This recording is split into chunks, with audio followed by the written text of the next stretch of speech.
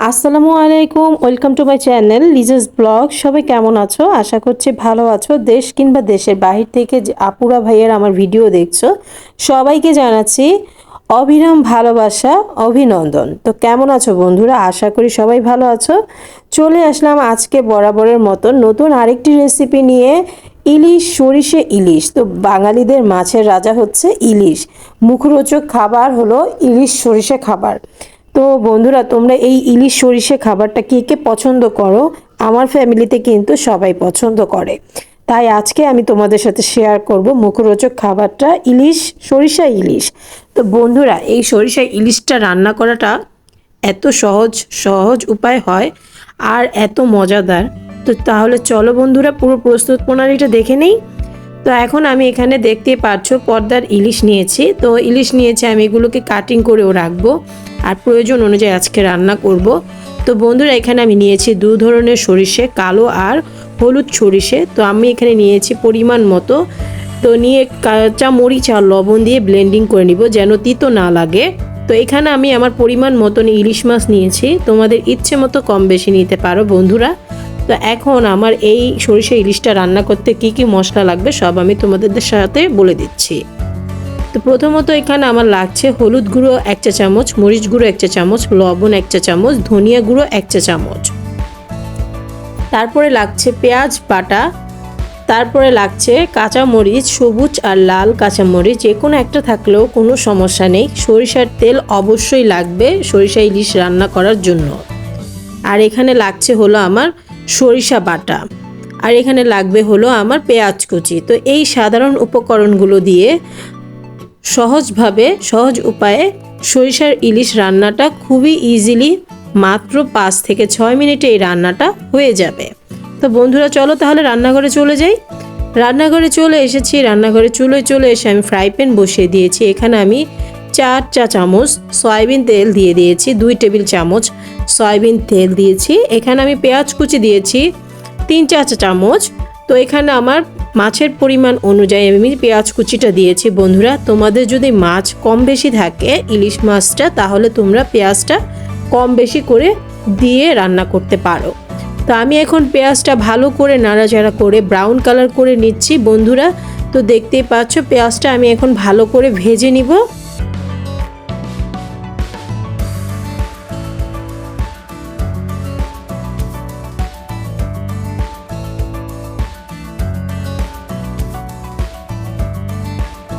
তো বন্ধুরা, আমার পেঁয়াজটা ব্রাউন কালার হয়ে এসেছে। এখানে আমি 3 চা চামচ পেঁয়াজ বাটাটা দিয়ে দিব। তারপরে আবার আমি অনবরত নাড়াচাড়া করে পেঁয়াজের ব্রেস্তার সাথে ভালো করে পেঁয়াজ বাটাটা মিক্স করে ভেজে নিব। কারণ পেঁয়াজ বাটাটা ভেজে নেওয়ার কারণ হচ্ছে পেঁয়াজ থেকে যেন কোনো কাঁচা গন্ধ না আসে। তারপরে আমি যেই মশলাগুলো নিয়েছিলাম, 1 চা চামচ ধনিয়া গুঁড়ো, 1 চা চামচ হলুদ গুঁড়ো, 1 চা চামচ মরিচ গুঁড়ো আর 1 চা চামচ লবণ। আর লবণটা এখানে তোমাদের স্বাদ মতন ব্যবহার করবে। আর এখানে আমি দিয়েছি 3 চা চামচ সরিষা পানি দিয়ে গুলিয়ে নিয়েছি সরিষা বাটাটা। তো এখন আমি এই মশলার মধ্যে দিয়ে দিলাম। এখন আমি ভালোভাবে কষানোর জন্য ঢাকনা দিয়ে ঢেকে দেব বন্ধুরা, যেন মশলাটা খুবই সহজেই হয়ে যায়, কষানো হয়ে যায়।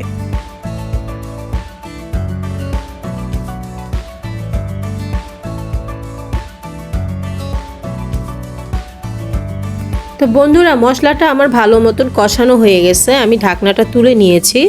তা এখন আমি আবার একটু নাড়াচাড়া করে আমি এখানে বিছিয়ে দিব এক এক করে ইলিশ মাছগুলো। আমি ইলিশ মাছগুলো কেটে ধুয়ে ভালো করে ইলিশ মাছের গায়ে লবণ মেখে রেখেছিলাম। আর অবশ্যই তোমরাও লবণ মেখে রাখবে। তো লবণটা মেখে রাখলে মাছের ভিতরে লবণটা যাবে, খেতে অসাধারণ সুস্বাদু লাগবে। তো আমি এখন মশলার মধ্যে মাছগুলো দিয়ে এখন আমি একটু ভালোভাবে নেড়ে চেড়ে নিচ্ছি। এখন আমি ঢাকনা দিয়ে ঢেকে দিলাম। ঢাকনা দিয়ে ঢেকে দেওয়ার পর 3-4 সেকেন্ডের মধ্যে আমি ঢাকনাটা তুলে আমার প্রয়োজন মতো আমি এখানে 10-12টার মতন কাঁচামরিচ দিয়ে দিয়েছি বন্ধুরা। তোমাদের ঝাল কম বেশি ইচ্ছে অনুযায়ী তোমরা দিতে পারো। আর আমি এখানে হাফ কাপ পরিমাণ পানি দিয়ে দিলাম। আর ইলিশ মাছ সেদ্ধ হতে কিন্তু বন্ধুরা বেশি সময় লাগে না। তো আমি এর জন্য হাফ কাপ পরিমাণ পানি দিয়ে এখন আবারও আমি একটু নাড়াচাড়া করে ঢেকে দিব।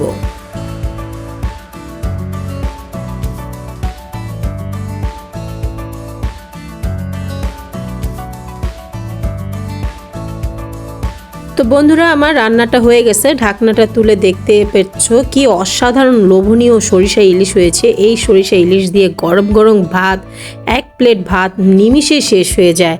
তো বন্ধুরা আজকের ভিডিওটা এই পর্যন্তই, দেখা হবে আবার নতুন কোনো ভিডিওতে। ভালো থাকবে, সুস্থ থাকবে আর আমার পাশে থাকবে। তো আল্লাহ হাফেজ বন্ধুরা।